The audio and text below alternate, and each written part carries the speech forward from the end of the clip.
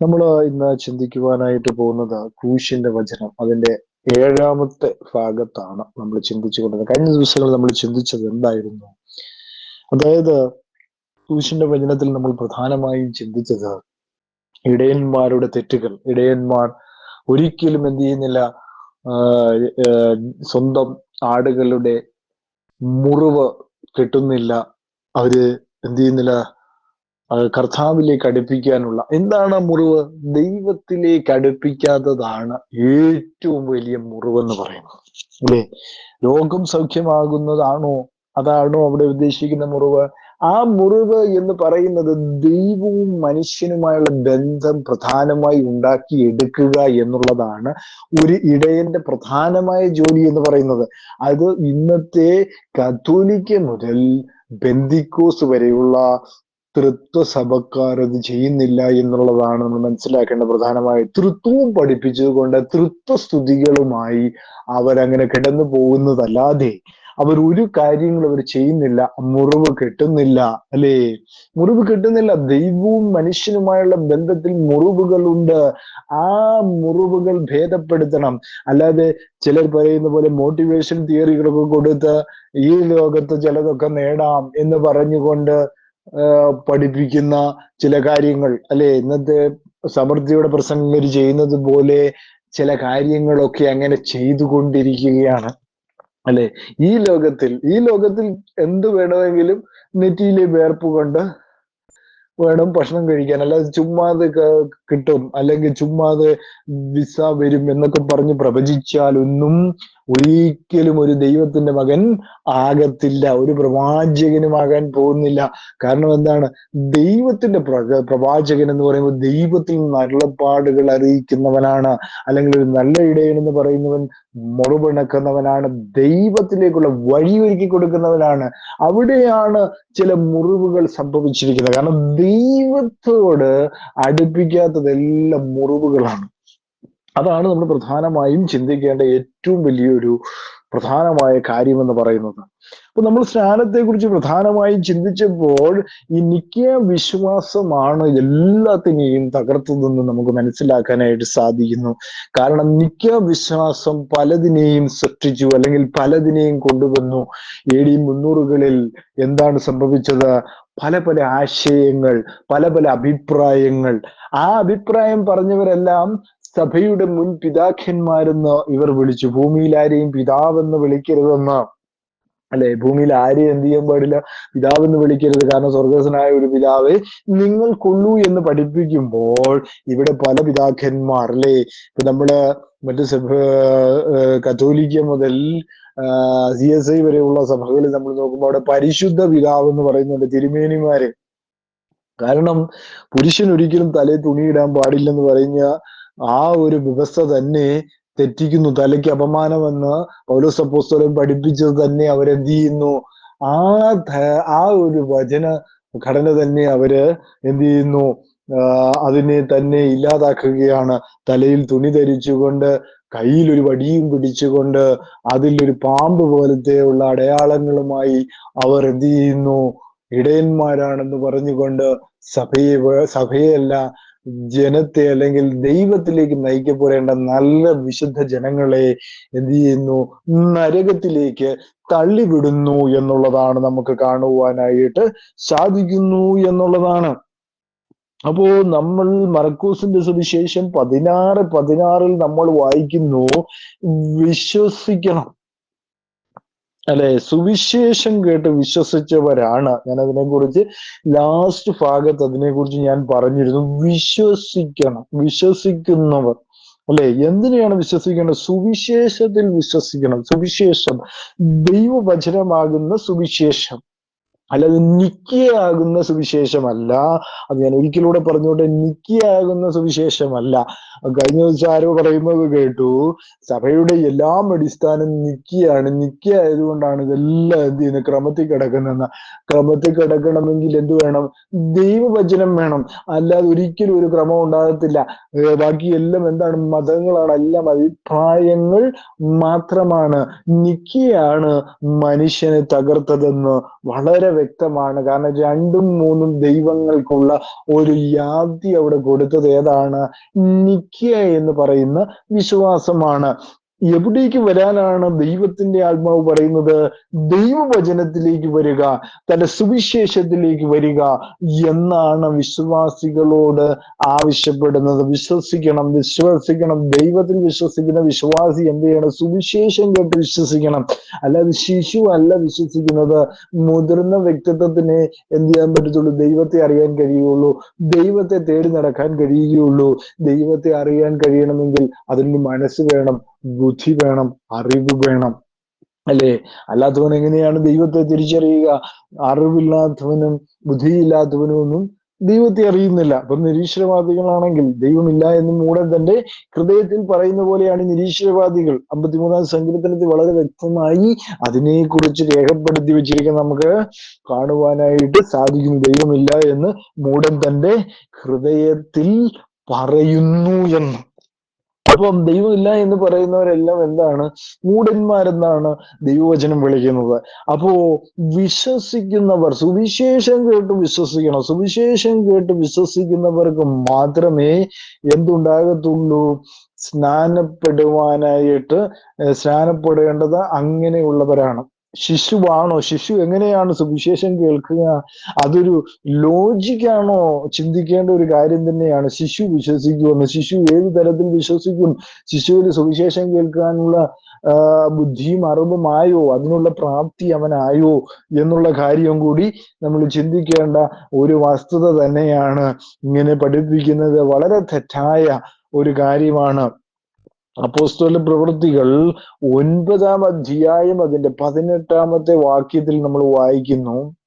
18-ാമത്തെ വാക്യത്തിൽ ഇങ്ങനെ കാണുകയാണ്. 18-ാമത്തെ വാക്യത്തിൽ ഉടനെ അവന്റെ കണ്ണിൽ നിന്നും ചെതുമ്പല് പോലെ വീണു, കാഴ്ച ലഭിച്ചു. അവൻ എഴുന്നേറ്റ് സ്നാനമേൽക്കുകയും ആഹാരം കൈകൊണ്ട് ബലം പ്രാപിക്കുകയും ചെയ്തു.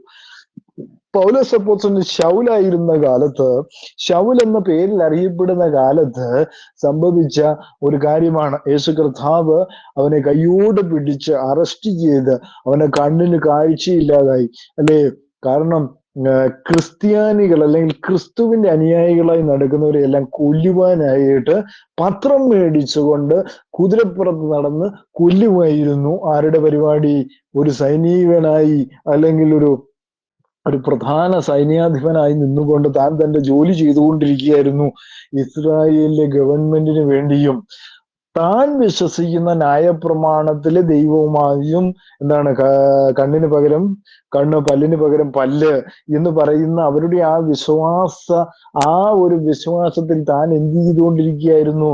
കാരണം കർത്താവിന്റെ നാമം പറയുന്നവരൊക്കെയും എന്ത് ചെയ്യായിരുന്നു? കൊന്നു കളഞ്ഞുകൊണ്ടിരിക്കുകയായിരുന്നു.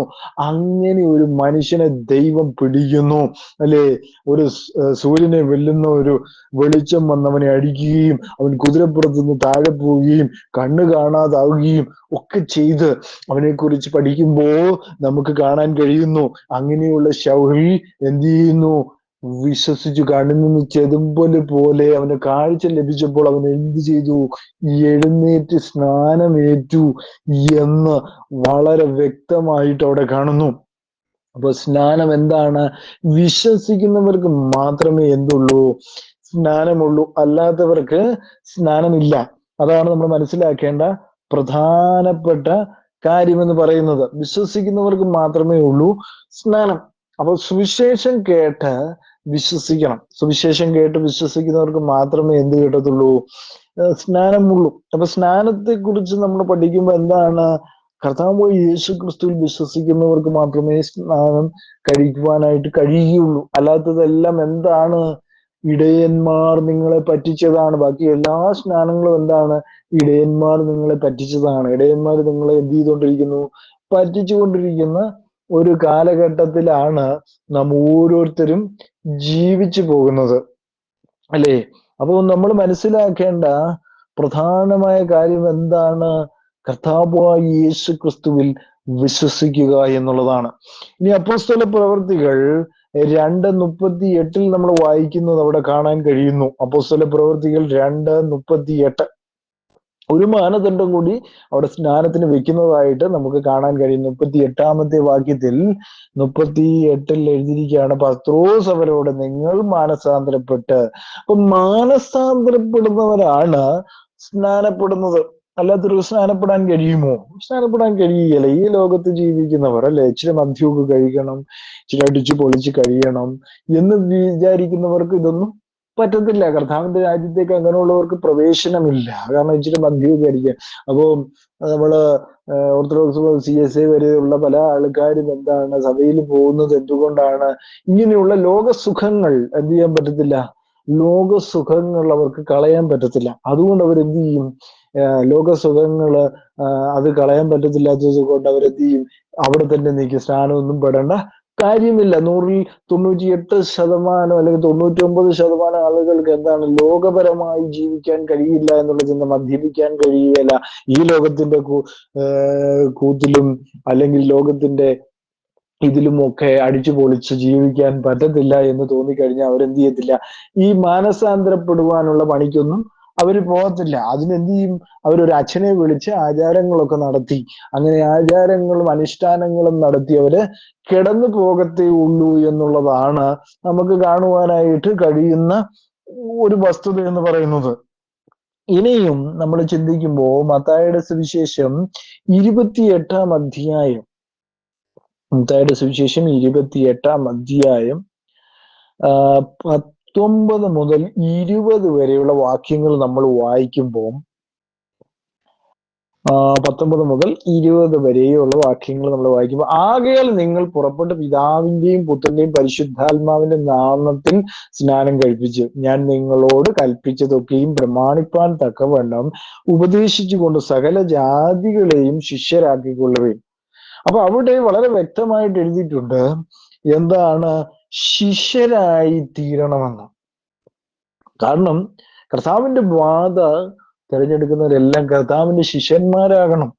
ശിഷ്യന്മാരാകാതെ ഒരു രക്ഷയുമല്ല. ഞാനിങ്ങനെ കുഴപ്പമൊന്നുമില്ലാതെ ഇങ്ങനെ കടന്നു പോവുകയാണെന്ന് പല ആളുകളും പറയും. ഞാൻ ദൈവത്തെ വിളിക്കുന്നുണ്ട്, പ്രാർത്ഥിക്കുന്നുണ്ട്, എൻ്റെ കാര്യങ്ങളൊക്കെ നടക്കുന്നുണ്ട് എന്ന് പറയുന്നവർക്കാണോ അവിടെ എഴുതിയിരിക്കുന്നത്? ശിഷ്യനാകണമെന്ന് വളരെ വ്യക്തമായിട്ട് രേഖപ്പെടുത്തിയിട്ടുണ്ട്. ശിഷ്യനാകാതെ ഒരിക്കലും എന്ത് ചെയ്യാൻ പറ്റില്ല, കർത്താവിന്റെ രാജ്യത്തേക്ക് പോലും പ്രവേശിക്കുവാൻ കഴിയുകയില്ല. അതുകൊണ്ട് എഴുതിയിരിക്കുന്നത് സകല ജാതികളെയും ശിഷ്യരാക്കിക്കൊള്ളുവിൻ. അവിടെ വളരെ വ്യക്തമായിട്ട് എഴുതിയിട്ടുണ്ട് സകല ജാതികളെയും. അപ്പൊ എന്താണ് സകല ജാതികളെയും? അതാണ് ഉപദേശം. എല്ലാ തലമുറയിലുള്ള ശിഷ്യന്മാരല്ലേ, ശിഷ്യന്മാർ എല്ലാ കാലത്തും ഉണ്ട്. കർത്താവായി യേശു ക്രിസ്തുവിനെ സ്വീകരിക്കുന്നവനെല്ലാം എന്താണ്, അവന്റെ ശിഷ്യനാണ്. ശിഷ്യനായ ശേഷമാണ് അവൻ രാജകീയ പുരോഹിത വർഗം എന്ന ആ ഒരു തലയത്തിലേക്ക് അവൻ വളരത്തുള്ളൂ. അപ്പൊ അങ്ങനെയാണ് സ്വർഗരാജ്യത്തിന് അവകാശിയായി തീരുന്നത്. അല്ലാതെ ആയിത്തീരുമോ? ഒരിക്കലും ആയി തീരുകയില്ല. നമ്മൾ ദാവീദിനെ കുറിച്ച് പഠിക്കുമ്പോൾ ദാവീദിനെ അഭിഷേകം ചെയ്തു. ആ അഭിഷേകം എന്തിനെയാണ് കാണിക്കുന്നത്? ഒരു പുരോഹിതത്തെയും. കാരണം രാജാക്കന്മാരെ എല്ലാം ദൈവം അഭിഷേകം ചെയ്യും. കാരണം ദൈവത്തിന് വേണ്ടി പ്രവർത്തിക്കുവാൻ വേണ്ടിയാണ് ആ രാജ്യത്തിൽ ഒരു രാജാവിനെ നിയമിക്കുന്നത്. പക്ഷെ അത് ലംഘിക്കുവാനായിട്ട് പാടില്ല. കാരണം അങ്ങനെ ദാവീദിന്റെ കാലത്ത് സ്ട്രിക്റ്റായ റൂൾ ഉണ്ടായിരുന്നു. കാരണം ദൈവത്തിന്റെ കൽപ്പനകൾ അനുസരിക്കുന്ന ആളെ മാത്രമേ രാജാവായി വെക്കുന്ന എന്നുള്ള കാര്യം. അതുകൊണ്ടാണ് ദാവീദിന് ശേഷം തന്റെ മകനായ ശലോമോൻ വന്നെങ്കിലും ശലോമോൻ വഴിതെറ്റിപ്പോയതായിട്ട് നമുക്ക് കാണാൻ കഴിയുന്നുണ്ട്. അപ്പൊ എന്താണ് നമ്മൾ മനസ്സിലാക്കേണ്ട ഒരു പ്രധാനമായ കാര്യം, എന്താണ്, സ്നാനത്തിന് വളരെയധികം പ്രാധാന്യം നമ്മുടെ ഇടകളിലുണ്ട്. അതാണ് നമ്മൾ മനസ്സിലാക്കേണ്ട പ്രധാനമായ കാര്യം എന്ന് പറയുന്നത്. സ്നാനത്തിൽ നമ്മൾ എന്ത് ചെയ്യണം? സ്നാനത്തെ കുറിച്ച് നമുക്ക് അറിവില്ലാതിരിക്കരുത്. കാരണം സ്നാനം ആരുടെ നാമത്തിലാണ്, ഇതൊക്കെ നമ്മൾ അറിഞ്ഞിരിക്കണം. അത് വളരെ പ്രധാനപ്പെട്ട ഒരു കാര്യമാണ്. അപ്പൊ നമ്മൾ വായിച്ച വാക്യത്തിൽ നമ്മൾ കണ്ടു പിതാവിന്റെയും പുത്രന്റെയും പരിശുദ്ധാത്മാവിന്റെയും നാമമെന്ന്. അപ്പൊ അവിടെ എല്ലാവരും ചിന്തിച്ചു വെച്ചിരിക്കുന്നത് പിതാവും പുത്രനും പരിശുദ്ധാത്മാവ് എന്ന് പറയുമ്പോൾ 3 പേരവിടെ ഉണ്ട് അല്ലെ, 3 പേരവിടെ ഉണ്ട് അല്ലെ, 3 പേരവിടെ നിൽക്കുകയാണ്. പിതാവ് എന്ന് പറയുമ്പോൾ നമ്മൾ ഭൂമിയിൽ ആർക്കെങ്കിലും പേരിടുമ്പോ പിതാവെന്ന് ആർക്കെങ്കിലും പേരിടുമോ? പുത്രൻ ആർക്കെങ്കിലും പേരിടുമോ? പരിശുദ്ധാത്മാവെന്ന് ആരെങ്കിലും നമ്മൾ പേരിടാറുണ്ടോ? എനിക്കറിയില്ല. കാരണം അങ്ങനെ ആർക്കെങ്കിലും പേരുള്ളതായിട്ട് എന്റെ അറിവില് എങ്ങും ഞാൻ കേട്ടിട്ടില്ല. പിതാവെന്ന പേര്, അല്ലെ, പിതാവ് എന്ന് പറയുന്ന ഒരു ടൈറ്റിൽ ആയിട്ട് തന്നെയാണ് ഞാൻ വിശ്വസിക്കുന്നത്. പുത്രൻ എന്ന് പറയുന്നതും ഒരു ടൈറ്റിൽ ആയിട്ട് തന്നെയാണ് ഞാൻ വിശ്വസിക്കുന്നത്. അങ്ങനെ തന്നെയാണ്. അപ്പൊ അവിടെ എഴുതിയിരിക്കുകയാണ്, നിങ്ങൾ പുറപ്പെട്ട് ആരുടെ നാമത്തിൽ. അവിടെ നാമം സ്പെസിഫൈ ചെയ്തിട്ടുണ്ട്. അപ്പൊ പിതാവിനും പുത്രനും പരിശുദ്ധാത്മാവിനും ഒരു നാമമുണ്ട്. അതായത് ദൈവം ഒരു സമയം പിതാവുമാണ്, മറ്റു സമയം പുത്രനുമാണ്, അതുപോലെ തന്നെ പരിശുദ്ധാത്മാവുമാണ്. കാരണം ഏക ദൈവമേ നമുക്കുള്ളൂ. ഞാൻ ആദ്യം തന്നെ അതിനെക്കുറിച്ച് വിശദീകരിച്ചാണ്. ഏക ദൈവമേ നമുക്കുള്ളൂ എന്ന് നമ്മൾ വിശദീകരിച്ചിരുന്നു. അപ്പൊ സ്നാനത്തിന്റെ കാര്യത്തിലും അത് തന്നെയാണ്. ഏക ദൈവത്തിന്റെ നാമത്തിലേ നമുക്ക് സ്നാനപ്പെടാൻ കഴിയുകയുള്ളൂ. ഏക ദൈവത്തിന് ഏക നാമമേ ഉള്ളൂ. ആ നാമത്തിലെ സ്നാനപ്പെടുവാൻ കഴിയുകയുള്ളൂ. കത്തോലിക്ക മുതൽ ബെന്തിക്കോസ് വരെയുള്ള എല്ലാ സഭകളും ഇന്ന് പിന്തുടരുന്നത് എന്താണ്? മൂന്ന് ദൈവങ്ങളുടെ നാമത്തിലുള്ള സ്നാനമാണ്. കാരണം അവരെ സംബന്ധിച്ചിടത്തോളം പിതാവിന്റെ പേര് പറയുവാൻ അവർക്ക് പേടിയാണ്. കാരണം ഒത്തിരി പേരുണ്ടെന്നുള്ള ചിന്ത വരും. പിതാവ് യഹോവയാണെന്ന് പറയും, അല്ലെ? പിതാവ് ആരാന്ന് ചോദിക്കുമ്പോൾ യഹോവയാന്ന് പറയും. പുത്രൻ ആരാന്ന് ചോദിക്കുമ്പോൾ യേശു ക്രിസ്തുവാന്ന് പറയും. പരിശുദ്ധാത്മാവ് എന്ന് പറയുമ്പോൾ അതൊരു മൂന്നാമത്തെ ഒരു വ്യക്തിത്വമാണ്. പക്ഷെ ഈ വ്യക്തിത്വങ്ങളെന്ന് തരംതിരിച്ചു കഴിഞ്ഞാൽ ഇതിനകത്ത് വരുന്ന പ്രശ്നം എന്താ? അത് മൂന്ന് ദൈവങ്ങളായി. ഓൾറെഡി അങ്ങനെ ചിന്തിക്കാൻ പാടില്ല എന്ന് പറഞ്ഞു കഴിഞ്ഞാൽ തന്നെ അത് തെറ്റായി. ഏക ദൈവമേ നമുക്കുള്ളൂ. അപ്പൊ ഏക ദൈവം, കാരണം പുത്രനായ ഒരു ദൈവം എന്ന് പറയുന്നില്ല, പരിശുദ്ധാത്മാവായ ദൈവം എന്ന് പറയുന്നില്ല, ദൈവം ആത്മാവാകുന്നു എന്ന് പറയുന്നുണ്ട്. അതുപോലെ തന്നെ ഒന്നുകൂടി നമ്മൾ ചിന്തിക്കുമ്പോൾ പിതാവായ ദൈവം എന്ന് പറയുന്നുണ്ട്. പിതാവായ ഏക ദൈവമേ നമുക്കുള്ളൂ എന്ന് അപ്പോസ്തലനായ പൗലോസും വളരെ വ്യക്തമായിട്ട് പറയുന്നു. പരിശുദ്ധാത്മാവിനെ കുറിച്ച് ഞാൻ പറഞ്ഞു, പുത്രനും ദൈവമാണ്. പുത്രനെ ദൈവമായിട്ടാണ് യേശു ക്രിസ്തുവിനെ ദൈവമായിട്ട് തന്നെയാണ് അപ്പോസ്തലന്മാർ പഠിപ്പിച്ചതും അങ്ങനെ തന്നെയാണ്. അപ്പൊ അത് രണ്ടും അത് മൂന്നും നമ്മൾ ചിന്തിക്കുമ്പോൾ അത് മൂന്നും ടൈറ്റിലുകൾ മാത്രമാണ്. ഒരിക്കലും ഒരു എന്താ പറയാ, മൂന്ന് വ്യക്തികളുടെ നാമത്തിലല്ല സ്നാനം നടക്കുന്നത്. അങ്ങനെയായിരുന്നെങ്കിൽ അപ്പോസ്തല പ്രവൃത്തി 2:38 യേശുക്രിസ്തുവിന്റെ നാമം പറയുകയില്ലായിരുന്നു. യേശുക്രിസ്തുവിന്റെ നാമം എന്തുകൊണ്ട് പറഞ്ഞെന്ന് പറഞ്ഞു കഴിഞ്ഞാൽ എളുപ്പത്തിന് പറഞ്ഞാണ് എന്ന് പറഞ്ഞ് വാദിക്കുന്ന ചില ആൾക്കാരുണ്ട്. ചിലർ പറയും പത്രോസിന് വെളിവുകേടുണ്ടായിട്ട് പത്രോസ് പറഞ്ഞതാണെന്ന് പറയുന്ന ചില ആൾക്കാരുമുണ്ട്. കാരണം കൂടുതൽ ജയിക്കാൻ വേണ്ടി അതൊരു ആവശ്യമാണല്ലോ, അതുകൊണ്ടാണ്. അതുപോലെ തന്നെ എവിടെയെങ്കിലും പിതാവെന്ന് കണ്ടാലും പുത്രൻ എന്ന് കണ്ടാലും പരിശുദ്ധാത്മാവെന്ന് മൂന്ന് പേരുണ്ട് എന്ന് പറഞ്ഞുകൊണ്ട് വാദിക്കുന്നവരെ ഞാൻ കൂടുതലായിട്ട് കണ്ടിട്ടുണ്ട്. കാരണം കത്തോലിക്ക മുതൽ ബെന്തിക്കോസ് വരെയുള്ള ആൾക്കാർക്ക് ഇത് തന്നെയാണ്, മൂന്ന് പേരുണ്ട് എന്നുള്ളതാണ്.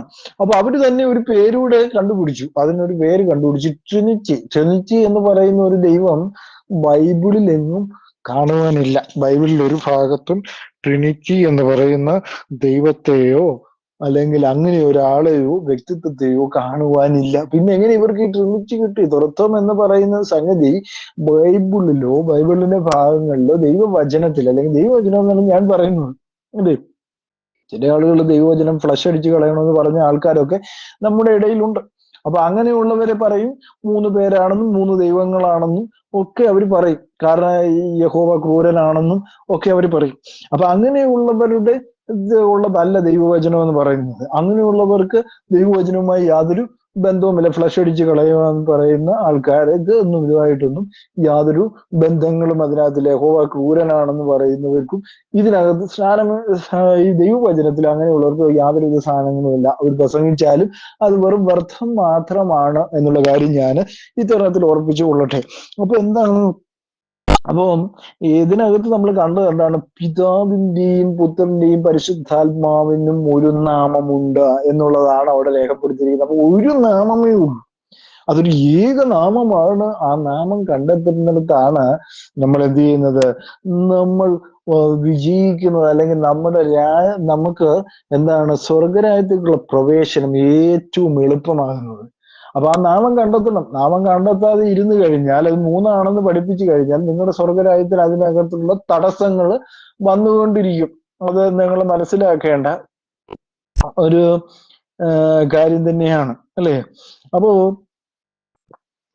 അപ്പോൾ നമ്മൾ മനസ്സിലാക്കേണ്ട കാര്യം എന്ന് പറയുമ്പോൾ എന്താണ്? പിതാവിന്റെ നാമം, പുത്രന്റെ നാമം, പരിശുദ്ധാത്മാവിന്റെ നാമം, ഇവയെല്ലാം എന്താണ് എന്ന് നമ്മൾ മനസ്സിലാക്കേണ്ട നമ്മൾ ഒരു വലിയൊരു കാര്യം തന്നെയാണ്, അല്ലെ? 17-ാം അധ്യായം യോഹന്നാന്റെ സുവിശേഷം 17:6 പറയുകയാണ്, നീ ലോകത്തിൽ നീ എനിക്ക് തന്നിട്ടുള്ള മനുഷ്യർക്ക് ഞാൻ നിന്റെ നാമം വെളിപ്പെടുത്തിയിരിക്കുന്നു, അല്ലെ? അപ്പൊ ഏത് നാമമാണ് ആ നാമം? അല്ലെ, യഹോവയുടെ നാമമാണോ? കാരണം പഴയ നിയമത്തിൽ നമ്മൾ പിതാവിനെ നമ്മൾ വിളിക്കുന്ന യഹോവ എന്നാണ്. അപ്പൊ ഈ കത്തോലിക്ക മുതൽ CSI വരെയുള്ള സഭകളൊക്കെ രക്ഷപ്പെടാൻ വേണ്ടി പറയും ട്രിനിറ്റിയാണ് ദൈവം എന്ന് പറയും. അങ്ങനെ പറയുന്ന ഒരു കൂട്ടം ആൾക്കാര് ഈ ഇടകളിലുണ്ട്. ദൈവവചനം ഫ്ലഷ് ആക്കി കളയുന്ന ആൾക്കാര്, ഫ്ലഷ് ചെയ്ത് കളയണമെന്ന് പറഞ്ഞ ആൾക്കാരൊക്കെ. അപ്പൊ ആ കൂട്ടത്തിൽപ്പെട്ട ആൾക്കാരാണെങ്കിൽ അത് എന്താണ്, ചവിട്ടിക്കളയും ചീന്തിക്കളയും എന്നൊക്കെ പറയുന്നുണ്ട്. അപ്പൊ അങ്ങനെയുള്ള ആൾക്കാർ എന്താണ് ഇതിനകത്ത് നമ്മൾ മനസ്സിലാക്കേണ്ട ഒരു പ്രധാനമായ കാര്യം എന്താ, അല്ലെങ്കിൽ ഒരു പോയിന്റ് നമ്മൾ ചിന്തിക്കുമ്പോൾ തന്നെ കർത്താവായ യേശു ക്രിസ്തു പറയുകയാണ്, നമ്മളിപ്പോ വായിച്ചത്, നീ ലോകത്തിൽ നീ എനിക്ക് തന്നിട്ടുള്ള മനുഷ്യർക്ക് ഞാൻ നിന്റെ നാമം വെളിപ്പെടുത്തിയിരിക്കുന്നു. അപ്പൊ നമ്മൾ പുതിയ നിയമത്തിൽ എവിടെയും യഹോവ എന്നൊരു നാമം കാണാനില്ല. യഹോവ എന്ന നാമം വ്രത എടുക്കരുതെന്ന് ദൈവം പറഞ്ഞതാണ്. എന്നിട്ടും എന്ത് ചെയ്യുന്നു? ആ നാമം എടുത്തിരുന്നു എന്നുള്ളതാണ് അതിനെപ്പറ്റി നമുക്ക് കാണാൻ കഴിയുന്ന ഒരു കാര്യം എന്ന് പറയുന്നത്. പക്ഷെ വ്രത എടുക്കരുത് എന്ന് ദൈവം വിലക്കിയതാണ്. പക്ഷേ ഇവിടെ യേശുക്രിസ്തു തന്റെ നാമം വെളിപ്പെടുത്തുകയാണ്. തന്റെ പേര് യേശുക്രിസ്തു എന്ന് വെളിപ്പെടുത്തുമ്പോൾ തന്നെ പിതാവിന്റെ പേരും അത് തന്നെയാണ് എന്നുള്ള കാര്യമാണ് അവിടെ കുറിക്കുന്നത്. ശ്രദ്ധിക്കേണ്ട ഒരു കാര്യം, അവിടെ നാമം പറയുന്നില്ല. അവിടെ രക്ഷപ്പെടാൻ വേണ്ടി പല ആളുകളും പറയാം അത് പിതാവാണ് എന്നുള്ള കാര്യമാണ്. പക്ഷെ നാമം ഏതാണെന്ന് അവിടെ സ്പെസിഫിക് ചെയ്തിട്ടില്ല. അപ്പം ആ നാമം ഏതായിരിക്കും? യേശു ക്രിസ്തുവിന്റെ നാമം തന്നെയാണ് എന്നുള്ള കാര്യത്തെക്കുറിച്ചാണ് നമ്മൾ മനസ്സിലാക്കേണ്ട ഒരു കാര്യം. അത് നമ്മൾ വീണ്ടും മത്തായിയുടെ സുവിശേഷം പഠിക്കണം. ഏത് നാമമാണ് മനുഷ്യർക്ക് വെളിപ്പെടുത്തിയത്, അല്ലെ? മനുഷ്യർക്ക് വെളിപ്പെട്ട് കിട്ടിയ നാമം ഏതാണ് എന്ന് നമ്മൾ മനസ്സിലാക്കണം. അത് 1-ാം അധ്യായത്തിലേക്ക് വരുമ്പോൾ, 1-ാം അധ്യായത്തില് നമ്മള് 1-ാം അധ്യായം 21-ാമത്തെ വാക്യത്തിൽ എഴുതിയിരിക്കുക, അവൾ ഒരു മകനെ പ്രസവിക്കും, അവൻ തന്റെ ജനത്തെ അവരുടെ പാപങ്ങളിൽ നിന്ന് രക്ഷിപ്പാനിരിക്കുകൊണ്ട് നീ അവന് യേശു എന്ന പേര് ഇടണം എന്ന് പറഞ്ഞു. അപ്പൊ എന്താണ് അവിടെ മനസ്സിലാക്കേണ്ട ഒരു കാര്യം? ഈ നാമം തന്നെയാണ് പിതാവിന്റെയും നാമം എന്നല്ലേ യേശുക്രിസ്തു പറഞ്ഞു വെക്കുന്നത്. അത് മനസ്സിലാക്കാതെ പല ആളുകളും എന്ത് ചെയ്യുന്നു? അതിനെ തള്ളിക്കളയുന്ന ഒരു പ്രവണതയാണ് ഇന്ന് കണ്ടുവന്നുകൊണ്ടിരിക്കുന്നത്. അപ്പോ എന്താണ് അതിനകത്ത് മനസ്സിലാക്കണം? അവൻ തന്റെ ജനത്തെ അവരുടെ പാപങ്ങളിൽ നിന്ന് രക്ഷിപ്പാനിരിക്കൊണ്ട് നീ അവന് യേശു എന്ന പേരിടണം. അപ്പൊ അവിടെ കർത്താവായ യേശു ക്രിസ്തു പിതാവിന്റെ പേര് പറഞ്ഞിരിക്കുന്ന എന്താണ്? യേശു ക്രിസ്തു എന്ന് തന്നെയാണ്. അതാണ് പുത്രന്റെ നാമം എന്ന് പറയുമ്പോൾ പിതാവിന്റെ ജഡത്തിലുള്ള വെളിപ്പാടാണ്. പുത്രനായി താൻ വെളിപ്പെടുന്നു എന്നുള്ളതാണ് അതിന്റെ പ്രധാനമായ സത്യം എന്ന് പറയുന്നത്. ഇനി അപ്പം ചോദിക്കും, പരിശുദ്ധാത്മാവ് ആരാ? അല്ലേ, പരിശുദ്ധാത്മാവിനും അതേ പേര് തന്നെയാണോ? ഇനി നമ്മൾ ചിന്തിക്കുക, അപ്പൊ ഒരേ പേര് തന്നെയാണ് എന്നുള്ള കാര്യം നമ്മൾ എന്ത് ചെയ്യരുത്? മറന്നു പോകരുത്. കാരണം ഒരേ പേര് തന്നെയാണ് അവിടെ ഉപയോഗിച്ചിരിക്കുന്നത്. അപ്പം പരിശുദ്ധാത്മാവിനെ നമ്മൾ മനസ്സിലാക്കുമ്പോൾ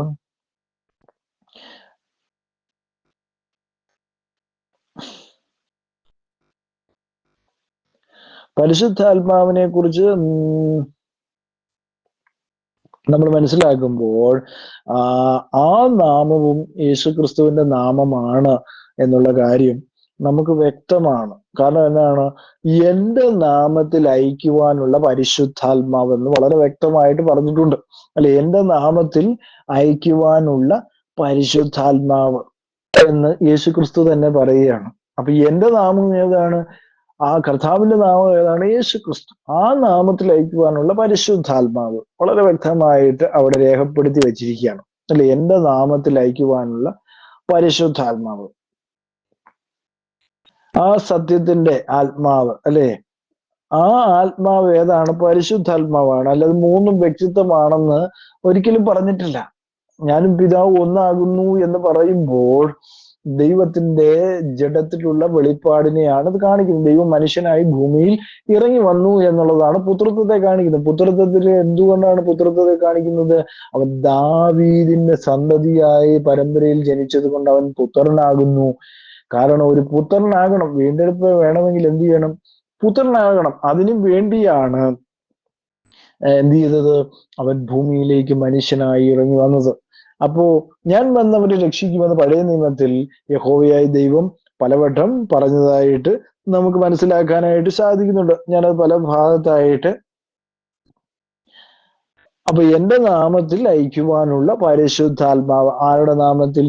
യേശു ക്രിസ്തുവിന്റെ നാമത്തിൽ അയക്കുന്ന പരിശുദ്ധാത്മാവ്. അപ്പൊ ഇപ്പോൾ നമുക്ക് ഏകദേശം ക്ലിയർ ആയി. എന്താണ് പിതാവിന്റെ നാമം? എന്താണ്? യേശു ക്രിസ്തു എന്ന് തന്നെയാണ് കർത്താവ് യേശു ക്രിസ്തു പഠിപ്പിച്ചത്. പുത്രന്റെ നാമം ഏതാണെന്ന് നമ്മൾ മത്തായിയിൽ പഠിച്ചു. പരിശുദ്ധാത്മാവിനെ കുറിച്ച് 16-ാം അധ്യായത്തിൽ നമ്മൾ വായിച്ചു. എന്താണ്? എന്റെ നാമത്തിൽ അയക്കാനുള്ള പരിശുദ്ധാത്മാവ്, എന്റെ നാമത്തിൽ അയക്കുവാനുള്ള പരിശുദ്ധാത്മാവ്. അപ്പോ എന്താണ്? ഇത് മൂന്നും ഒന്നാണെന്നുള്ള കാര്യം വളരെ വ്യക്തമാണ്. എന്റെ നാമത്തിൽ അയക്കാൻ, ആരുടെ നാമത്തിൽ? കർത്താവ് യേശു ക്രിസ്തുവിന്റെ നാമത്തിൽ അയക്കപ്പെടുന്ന പരിശുദ്ധാത്മാവും എല്ലാ മൂന്നും ഒന്ന് തന്നെയാണെന്നുള്ള കാര്യം വളരെ വ്യക്തമാണ് എന്ന് നമുക്ക് ബോധ്യപ്പെട്ട് കഴിഞ്ഞിരിക്കുന്നു. അപ്പം ഏത് ദിവസങ്ങളിൽ നമ്മൾ എന്ത് ചെയ്യാൻ പറ്റില്ല? ഇതിനെക്കുറിച്ച് അജ്ഞത ഉണ്ടാകുവാനായിട്ട് പാടില്ല. ആ അജ്ഞത എന്താണ്? അപ്പോസ്തലന്മാർക്ക് മാറിക്കിട്ടി. അപ്പോസ്തലന്മാർക്ക് അത് പറഞ്ഞത് മനസ്സിലായി. അതുകൊണ്ട് അവര് പറഞ്ഞത് 2:38 നമ്മൾ വായിക്കുന്നത് എന്താണ്?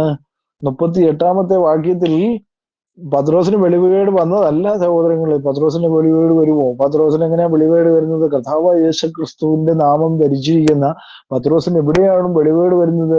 പത്രോസ് അവരോട്, നിങ്ങൾ മാനസാന്തരപ്പെട്ട് നിങ്ങളുടെ പാപങ്ങളുടെ മോചനത്തിനായി ഓരോരുത്തരും യേശു ക്രിസ്തുവിന്റെ നാമത്തിൽ സ്നാനമേൽപ്പീൻ. അതായത് എളുപ്പത്തിന് പറഞ്ഞതാണോ? അല്ല. പിതാവിന്റെ നാമം എന്താണ്?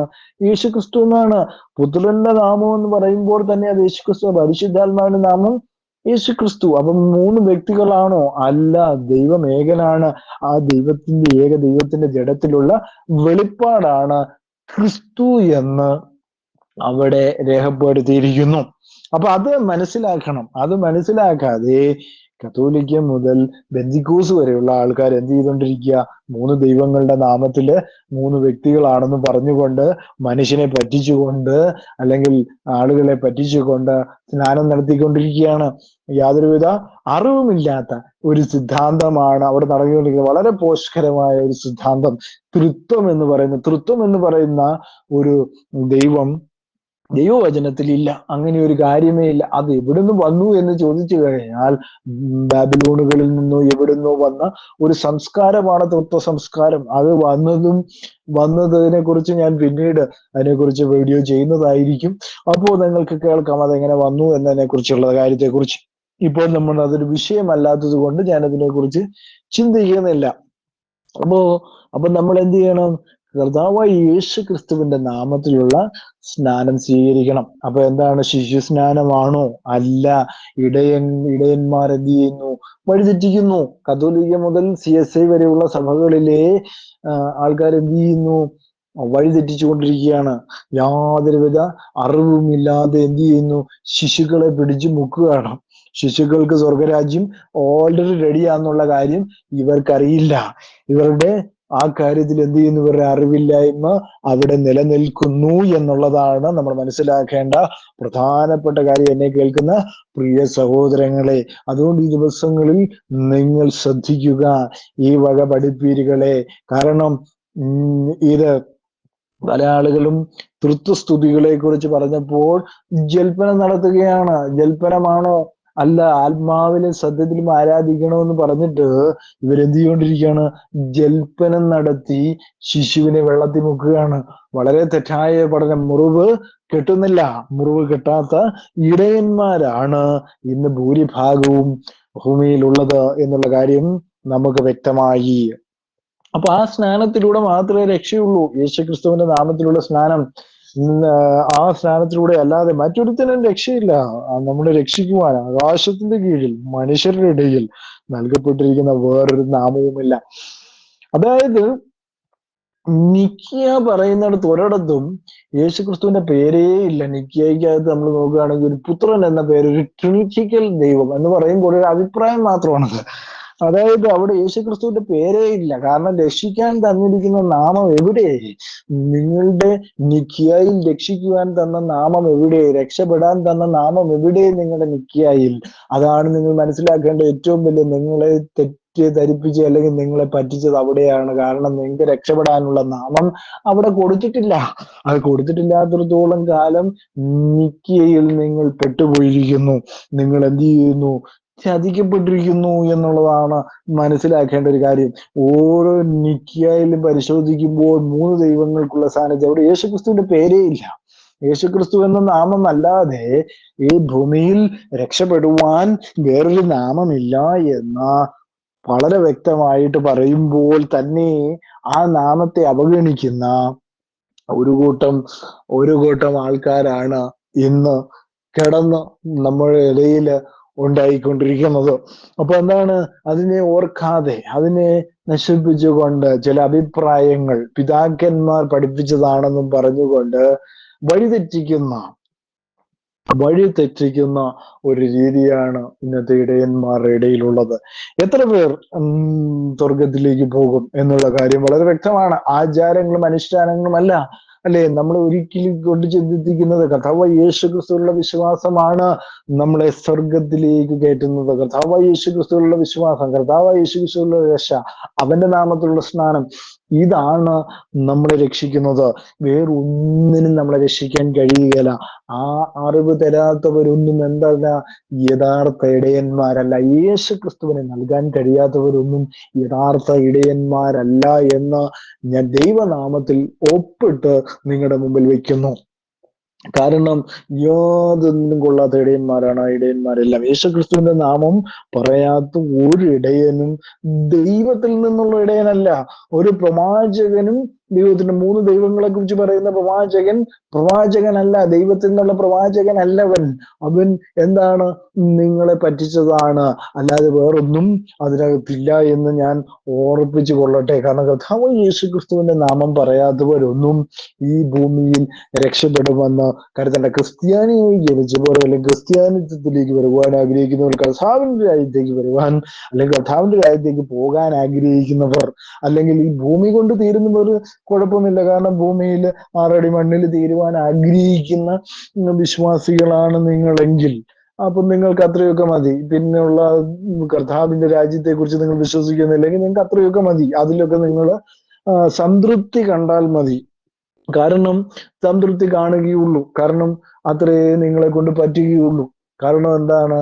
നിങ്ങളുടെ ഇടയന്മാർ നിങ്ങളെ പറഞ്ഞ് വഴിതെറ്റിച്ചു, അല്ലെങ്കിൽ നിങ്ങളുടെ ചിന്തകൾ നിങ്ങളെ വഴിതെറ്റിച്ചു, നിങ്ങളുടെ അഭിപ്രായങ്ങൾ നിങ്ങളെ വഴിതെറ്റിച്ചു എന്നുള്ളതാണ് അതിനകത്ത് മനസ്സിലാക്കുവാനായിട്ടുള്ള പ്രധാനപ്പെട്ട കാര്യമെന്ന് പറയുന്നത്. അപ്പോൾ നമ്മൾ എങ്ങനെയാണ് സ്നാനപ്പെടേണ്ടതെന്ന് നമ്മളിപ്പോൾ മനസ്സിലാക്കുമ്പോൾ, യേശുക്രിസ്തുവിന്റെ നാമത്തിലുള്ള സ്നാനം, അല്ലെ, മത്തായിയുടെ സുവിശേഷം 3:19 പറയുകയാണ്. മത്തായിയുടെ സുവിശേഷം 3:16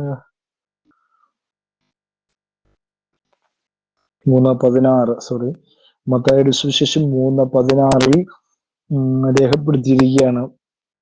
യേശു സ്നാനമേറ്റ ഉടനെ വെള്ളത്തിൽ നിന്നും കയറി, അപ്പോൾ സ്വർഗം തുറന്നു, ദൈവാത്മാവ് പ്രാവെന്ന പോലെ ഇറങ്ങി തന്റെ മേൽ വരുന്നത് അവൻ കണ്ടു.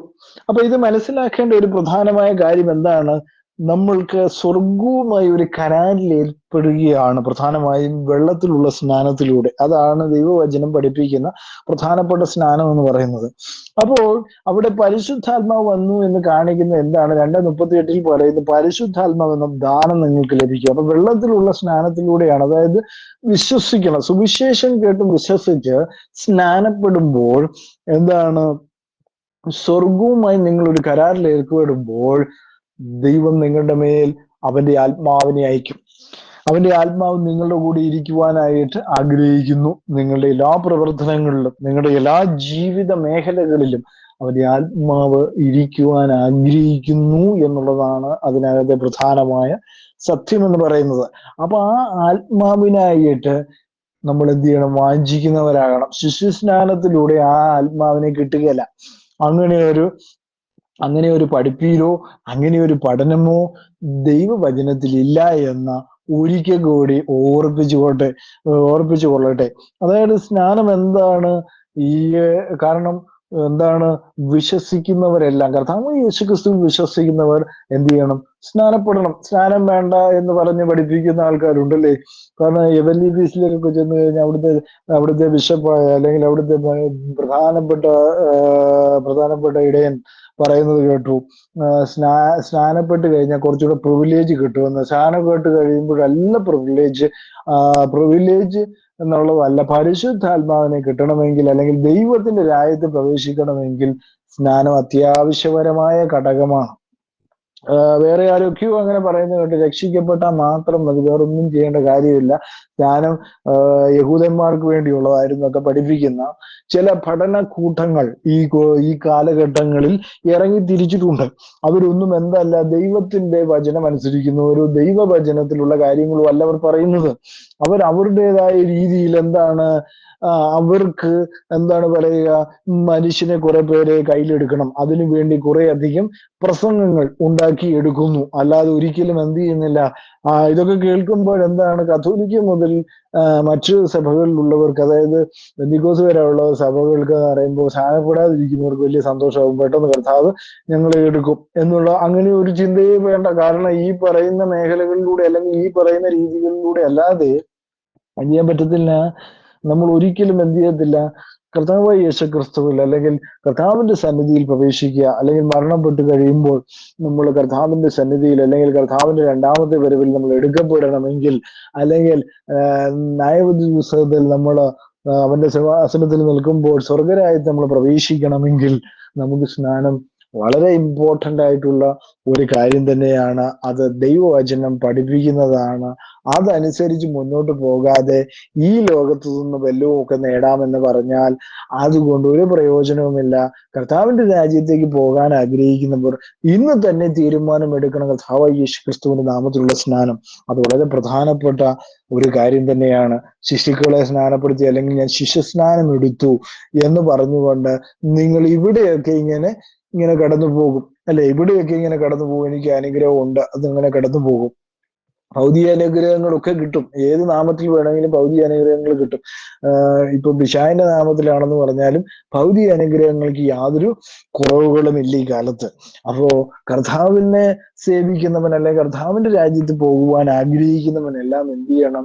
സ്നാനപ്പെട്ടിരിക്കണം. നിർബന്ധമായി യേശുക്രിസ്തുവിന്റെ നാമത്തിൽ സ്നാനപ്പെട്ടിരിക്കണം. കർത്താവിന്റെ രാജ്യത്ത് നിങ്ങൾ പോകാൻ ആഗ്രഹിക്കുന്നുവെങ്കിൽ, അവന്റെ ശിഷ്യനാകാൻ ആഗ്രഹിക്കുന്നുവെങ്കിൽ, നിങ്ങൾക്ക് മാനസാന്തരപ്പെടുവാൻ ആഗ്രഹിക്കുന്നുണ്ട്, നിങ്ങൾക്ക് കുത്തുകൊള്ളുന്നുണ്ടെങ്കിൽ അല്ലെ, അങ്ങനെയാണ് അവിടെ നമ്മൾ അപ്പോസ്തല പ്രവൃത്തിയിൽ വായിക്കുന്നത്. കുത്തു കണ്ടവർ എന്ത് ചെയ്യണമെന്ന് ചോദിച്ചു. അങ്ങനെ കുത്ത് കിട്ടുന്നവർ സ്വയമായി ചിന്തിക്കുക, കർത്താവായ യേശുക്രിസ്തുവിലൂടെ നിന്നുള്ള സ്നാനം അത് സ്വീകരിക്കാതെ നിങ്ങൾ ഒരിക്കലും ദൈവരാജ്യത്തിൽ പ്രവേശിക്കുകയില്ല എന്ന് ഉറപ്പിച്ചുകൊണ്ട് ഈ വചനങ്ങൾ നിങ്ങൾക്ക് അനുഗ്രഹപ്രദമായെങ്കിൽ ഞാൻ നിങ്ങൾക്ക് വേണ്ടി പ്രാർത്ഥിക്കുവാൻ പോകുന്നു. മഹാപരിശുദ്ധനും നിത്യനുമായ ദൈവമേ, വചനം കേട്ട എല്ലാവരെയും ധാരാളമായി സമൃദ്ധിയായി അനുഗ്രഹിക്കണം. അതുപോലെ ഇതിൽ അഡ്മിന്മാരെ പ്രവർത്തിക്കുന്ന എല്ലാവരെയും അനുഗ്രഹിക്കണം. തൊഴിലായിട്ട് ഭാരപ്പെടുന്ന എല്ലാവർക്കും പൂർണ്ണമായ സൗഖ്യം കൊടുക്കണം. കർത്താവ് കരുതിക്കണമെന്ന് പ്രാർത്ഥിക്കുന്ന പ്രാർത്ഥന സ്വർഗം ശ്രദ്ധ വെച്ച് കേട്ട സ്വത്രം പാനം മഹത്വത്തിനെടുക്കണം. എല്ലാം യേശു ക്രിസ്തുവിന്റെ ധന്യമുള്ള തിരുനാമത്തിൽ തന്നെ. ആമേൻ, ആമേൻ.